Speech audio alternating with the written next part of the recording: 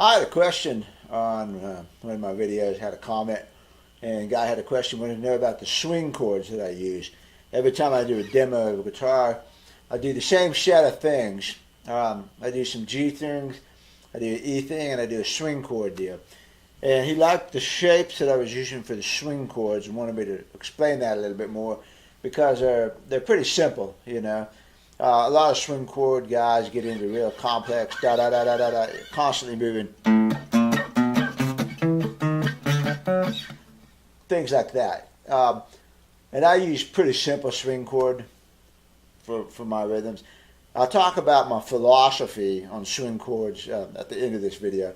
And I am not a swing player. I'm not. It's just something that I kind of have a passion, familiarity with. But you know, I did go to music school back in 1980, 1982.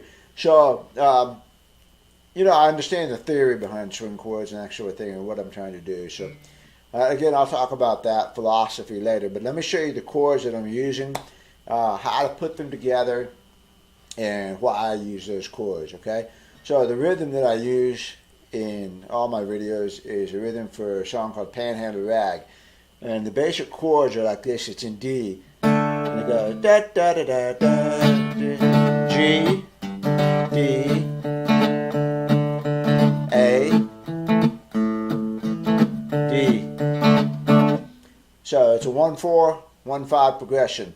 And if you don't know what that means, let me stop real quick and tell you how to do your 1-4-5s because they're really super handy. It's a Nashville numbering system, and it's great because if you're trying to tell somebody the chords for the song, it's hard to yell out G. You know, most people like me, you know, have trouble hearing those things. G? Did you say G? D or G? You know, but if you know that Nashville numbering system, you can go. And you can do this while you're playing, you know.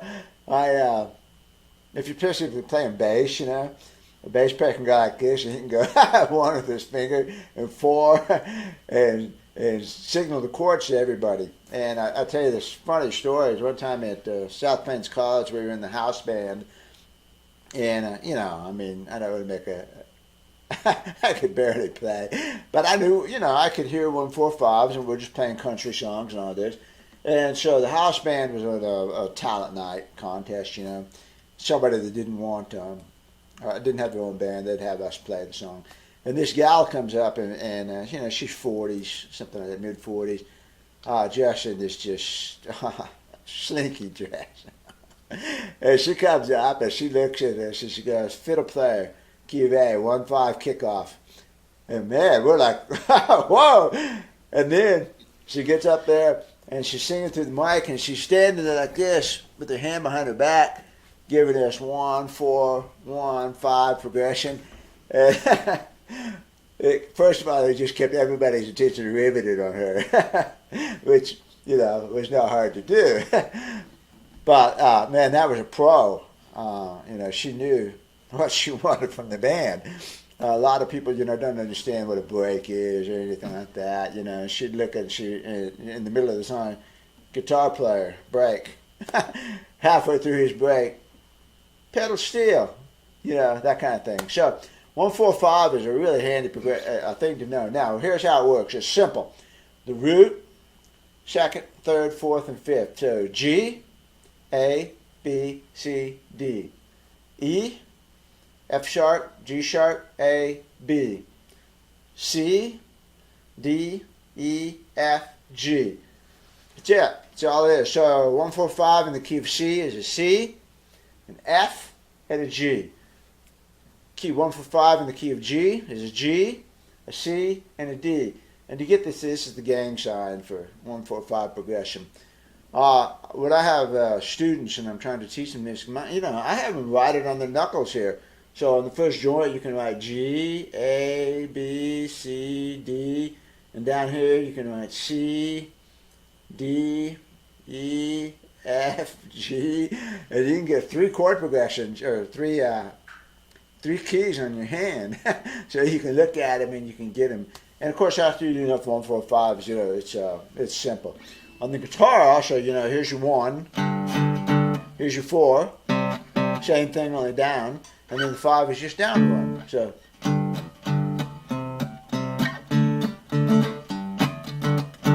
okay, if you're in the A, 1, 4, 5 progression, 1, 4, 5, 1. And if you know the shapes like that, then you figure out the chords fast enough. You know, you'll get it real fast. So 1, 4, 5.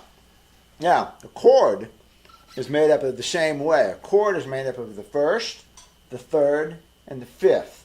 So in the key of G, you've got G, A, you've got a B, a C, and a D. And I'm not going to show you because I'd be giving you the finger if I did that. But, so you've got, in order to make a G chord, you've got the notes G, B, and D. And if you'll just make a G chord and look at your notes, a G, a D, a G, here's a B, and a D, G again. You don't have to have them all the notes and anything, but in order to, and you can make tritones too, where you have a, not tritones, what's the word I want, a duotone, you know, a root and a 5th, a 3rd and a 5th, a root and a 3rd, you know, you can have little combinations of all of those that hint at the chord, and they're not necessarily a chord, but they hint at the chord. And remember, the bass player is playing a note, and the fiddle player is playing a note, and the orchestra sound will produce that chord, okay? So keep track of that orchestra sound. That's the band sound, and I'm going to talk about that too later. So as a guitar player, you can play partial chords, you can play whole chords, or you can play supplemental chords, supplemented chords, chords with added tones to them to give a flavor. But take your chords and just look at your notes. So your basic G chord is GBD. A D chord, root 1 would be D, F sharp, A. And that's what you have when you play a D chord. D, A, D, F sharp. You can play it here. You can get this F sharp. See? Put your finger up and get this D. D, F sharp, A. There's a triad. Okay?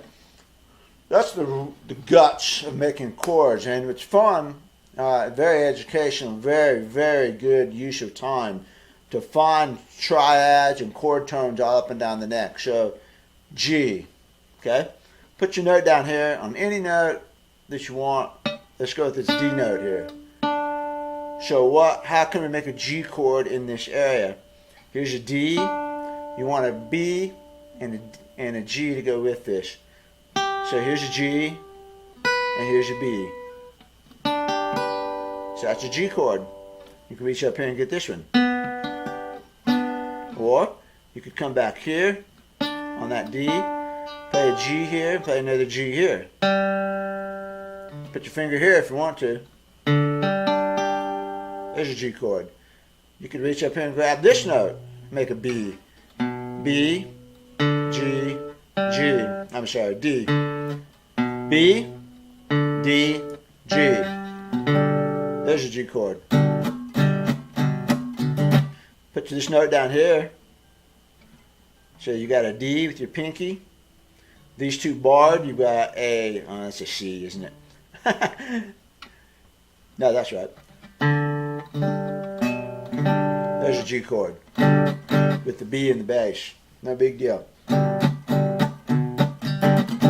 there's a different flavor of a G chord. Here's a G chord. I've got a B, a D, a G. These notes are... Okay, there's a G chord. So spend some time finding these little chord shapes, pieces, snippets up and down the fingerboard. You do not have to use all 6 strings on the guitar. Just because you have 6 strings, you don't have to use them all. Freddie Green was well known for using 3 and 4 note chords, and that's fine. You know, start with that. Start with the simple thing. So a 3 note, you know, G chord. Reach over here and grab this one if you want to. Yeah, that kind of thing. So build your chords that way. You know, there's. I think it's not a good idea necessarily to memorize a bunch of shapes, you'll find them out soon enough. And it's easier to me to know how to build my chords than it is to just memorize a bunch of shapes that don't make any sense. So that's the basics of making a chord: the root, the third, and the fifth. So now when you add a tone to that, you can add any tone in there you want. So you can add a ninth, which in G then would be a G, A, which technically would be a second, but it depends on where it is from the chord. But it's the same thing really. So G, an A, a B, and a D. And that sounds like this. I'm going to put the A here. A G. It's got that sort of sound. Okay? I added an A here. A D, a G, a G in the bass. To make a sixth chord, you would have G, A, B, C, D, and the sixth would be an E. The E chord sounds like this. I'm going to use this E. G, E, D, B. There's your sixth chord. It's got a very minor sound, doesn't it? It's the same notes actually as an E minor 7 chord. So here's an E minor chord. G, E, B. And you got to add the seventh tone. So a G6 functions as both the G6 and the E minor 7, depending on where you are in the scale, what you want to do. But it's not that big of a deal. Let's say you play bluegrass, right? And you make a G run. When you put that E down there, you're temporarily making a G6 chord.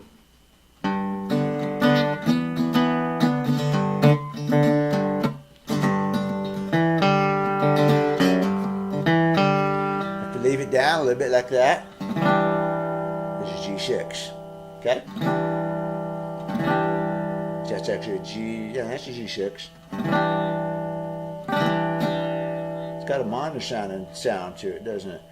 Now, the reason I like to make it closed, see, this has an open note, that open G. But if you reach your pinky up here and get this B note,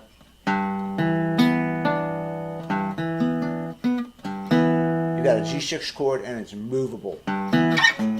A6. That note's dead. This note's dead. B6, C6, D6. Okay? Now you don't just bop up and down there like that because you're coming out of the scale on this. But I'm just trying to show you that if you make these closed chords like that, you can move them anywhere you want. So you've got one shape right there. Okay, so Panhandle Rag is in D. And remember I told you it goes D, G, D, A. So 1, 4, 1, 5. Simple. So the first chord I use here is is a D6. There's a D, an F sharp. The sixth would be a B. D, E, F sharp, G, A, B is the sixth. So I'm going to add a B note to it. D, F sharp, B, and then I'm going to add an E for a ninth. So it's a D6, add 9. The reason it's called an add 9 is because technically D9 would have the 6th, the 7th, and the 9th all in there. But all we're doing here is we're adding a 9. We're skipping the 7th on this chord. We're just making a 4-note chord. So it goes like this. D, F sharp, B, E. If you don't like the sound of the 9th, you could come over here and place your D, your B, your F sharp, and your D. But I like the way this fit. I like that. So all I'm doing here is a D6, add 9, a G6, which I already showed you, back to this. And of course you can move your bass up, which is what I did. So I went like this.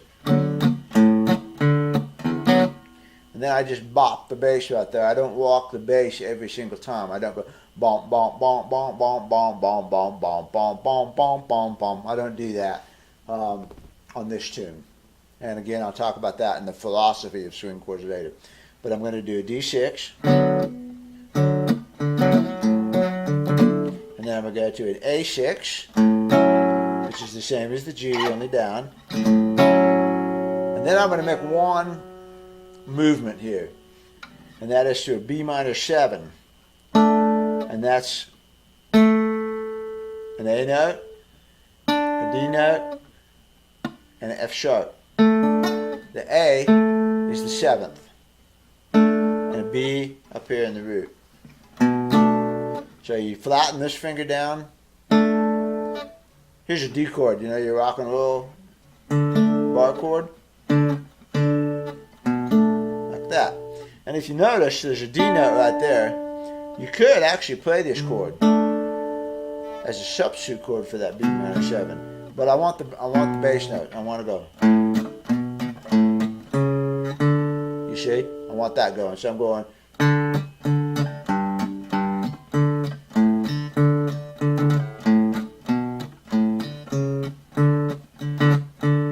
A lot of times I start out my string progressions by actually making a bass line.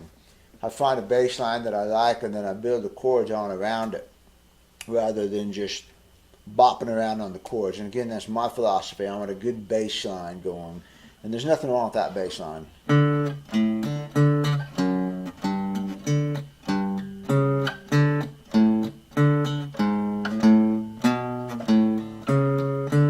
Okay? Now I added all, I walked the whole thing there, but when I actually play it, I simplify it a little bit. I leave some notes out.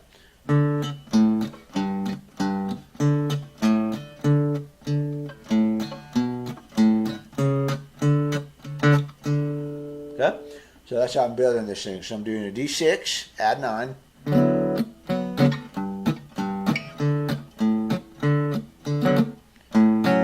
A6, B minor 7, A6. Now this is an A chord, right? So a C sharp is part of an A chord. A, C sharp, E. First, third, and fifth. A, C sharp, and E. So what I'm going to do is I'm going to take this, G6, and all I'm going to do is keep the same shape and bop over here and get this C sharp note along with the F sharp note, a C sharp, 2 C sharps, and an E. So, and this C sharp here is going to lead into the D. A half note behind always is a pleasant lead in. And then back to the D6. So D6, D6 add 9.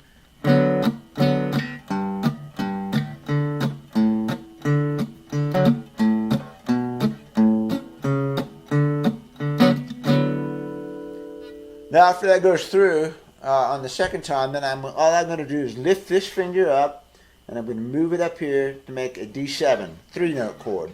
D, C sharp, and a C. So, like this.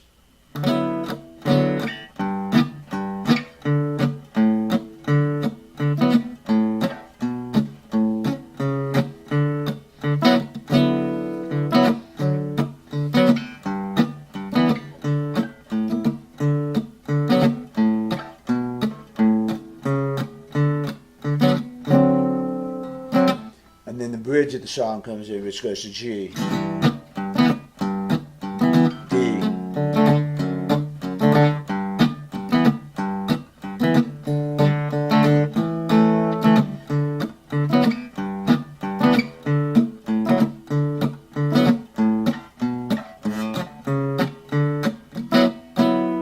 Okay? So that's a very basic swing chord progression. And of course you can vary it as you want to, so you know, instead of sitting on that D, 6 add 9 for 2 beats like I do, you could go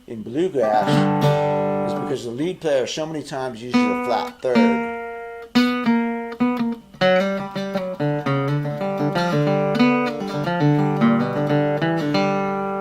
And if you play a B and the soloist plays a B flat on top of that, it really clashes. But if you leave the third out, the soloist can play a B flat and it makes a minor sound without clashing with the B. Okay? So for that reason, because I am primarily a bluegrass, old-timey, influenced sort of player, I like to leave more space open for the soloist to play. Now, a lot of guys don't like to do that. As a rhythm guitar player, they like to define everything going on, and the soloist plays a lot simpler and punches in fewer notes here and there, and that's fine too. But my background or playing philosophy is to let the soloist go. I want the soloist to be able to play stuff without me being in the way. What the soloist wants to hear is a rhythm.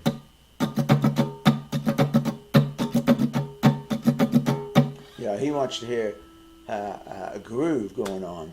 And so that's why I play simpler chords generally. I'd have no problem playing that, really.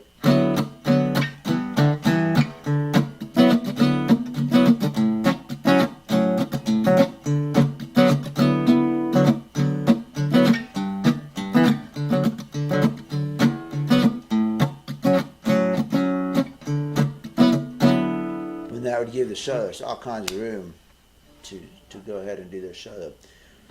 So me personally, I play simpler chords, and maybe I'll add in just one or two tones just to give it kind of a swing flavor without defining the territory for the soloist. Okay, that's just a personal philosophy, and that's why I said I'm not really a swing player, because swing players, real swing players, delight in coming up with variations and inversions, substitute chords, additional added tones and all that. And, that's their bag. That's not my bag. I'm just not that kind of player. I only dabble in this stuff. So, okay, but those are your basic swing chord shapes, and that's how you come up with them. So really, if you learn like this D6-9, added 9, right here, you've got a movable chord. So there's a D6 added 9, an E. Now you can move this chord everywhere up and down the neck. And you've got one nice shape right there. Over here you've got a G6. And that also is a nice movable chord that can go anywhere up and down the neck. If you practice this one, D, B, F sharp, and a D, there's a 6 chord that's also movable. There's an E6, a G6. You can move that. That's just kind of an awkward chord for me. I'd really rather throw that 9th in there. I like the 9th. Yeah, I like the sound of that 9th most of the time. Okay, and the same thing with the 7th chord. Here's a D, F sharp, here's a C shape. And there's your movable 7th chord. Really handy on blues stuff, You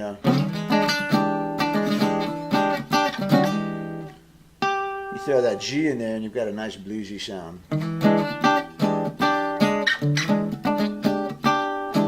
Stevie uses that. Stevie Ray Vaughan uses that sort of shape quite a bit, flattening this note down.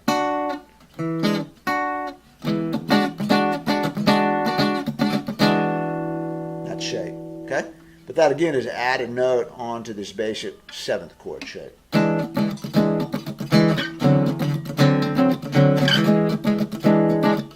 Okay, so that's a nice handy shape. C7, you see?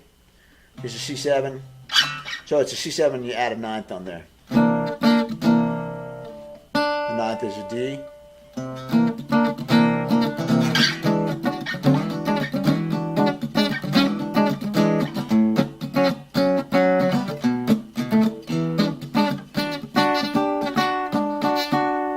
Okay, kind of like that, I'm just fooling around here. But that's the guts of it, and you'll find 3 or 4 shapes like that you can move up and down the neck. That one, the seventh shape. Seventh shape here would be a G. Add the F right there. So you take your G6, take the 6 and slide it down one. You've got a 7. So you got to rearrange your fingers to do that.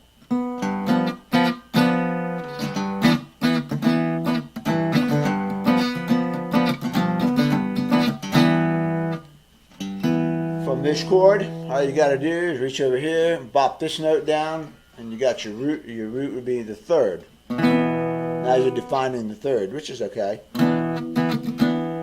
Okay? So you got an automatic moving bass note that way.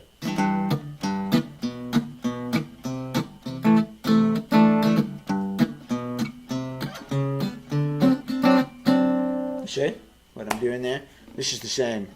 That's the same 7th shape, except that I'm going back for the root over here rather than a 9th.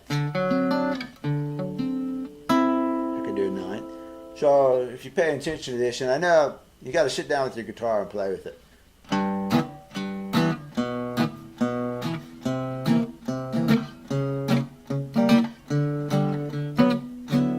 Here it is.